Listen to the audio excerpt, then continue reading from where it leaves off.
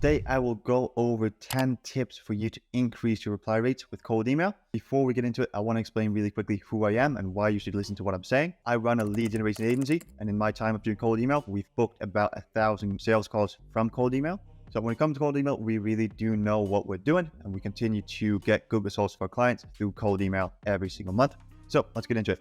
Number one is you need to be writing shorter emails. See a lot of people writing these long paragraphs, these 200-word emails to cold prospects, and they simply do not care. It's the first time they see you, they don't want to read a long paragraph. They want to get a short 50 to 80 words is the perfect amount where you can get in your offer, put in some social proof, and then even do a call to action. With that, they're going to read a quick email. It's going to be a good offer, and there's going to be a good next step in the call to action. They'll move on without spending too much time on you. And that's what they really want. They don't want any long emails. They want a short email. Step number two is you can use a soft call to action. A soft call to action is simply a softer next step for the prospect. So when you're sending out an email, you will always need to end the email with some kind of question. So either, do you mind hopping onto a quick call with my team? Do you mind if I send over some more info? If you're asking for them to hop onto a call with you for 15 minutes, or if you're asking them to watch a 20-minute YouTube video, that's a very, very hard call to action. They need to do a lot, and there's a lot required from them to say yes to that. Whereas if you just ask, hey, do you mind if I send over my portfolio? It's a very, very soft call to action. If they found your offer interesting, they would say yes to seeing your portfolio, and then you can move them along and then eventually get them on a sales call.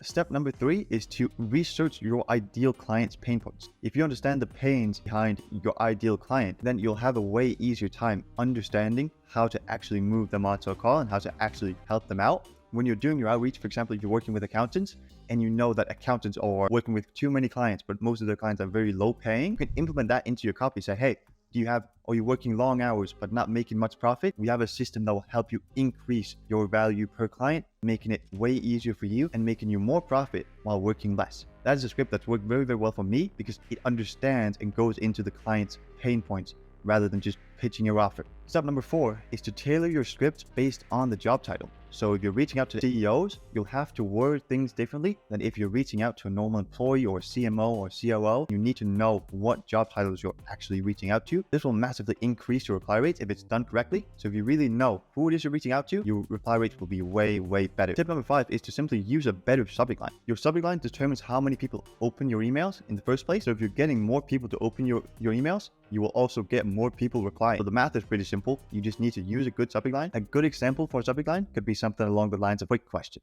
So quick question, even better is quick question 4 and then their first name, making it a custom variable to where every single lead will get a personalized email with their own name. So quick question always works and usually gets us over a 60% open rate. So if you don't have any other ideas, just go with quick question. If you want subject lines you can copy and paste into your cold email system, you can take my 10 best performing ones in the description down below. So tip number 6 is to make sure your inboxes are healthy. A lot of people will send out tons and tons of emails and then expect their domains and inboxes to always be healthy. Eventually they're going to get marked as spam. You're going to get your domains burned. You have to check every now and again if your inboxes are healthy and your domains are healthy, so you're not landing in spam all the time. So if you're landing in spam, that's why you're not getting any reply. An easy way to fix this is to simply search on Google domain or inbox health and then do a quick check on all your inboxes and domains. Tip number 7 is to have your website linked to your sending domain. A lot of people, they will set up their domain and their inboxes and not link their website to the sending domain. So for example, if you're running Nike.com and you're sending emails out from trynike.com, you need to make sure that trynike.com gets redirected to your main page or your main website on Nike.com. This way, when someone sees your email and they actually look up the domain in the email, they'll be redirected to your main website, which will bring credibility and some authority to you, making people more open to replying to your email. Tip number 8 is to use social proof in your script. So when you're writing scripts, it's very, very important that you have some kind of social proof to back up your claim. So for example, you can name drop some of your clients, say, oh, I've worked with Nike, Samsung, and Apple, for example, or you could do something along the lines of a one-liner case study. So case study saying, for example, if you're reaching out to fashion brands, fashion apparel brands, you can do something along the lines of, hey, we recently worked with Nike to implement this exact TikTok system to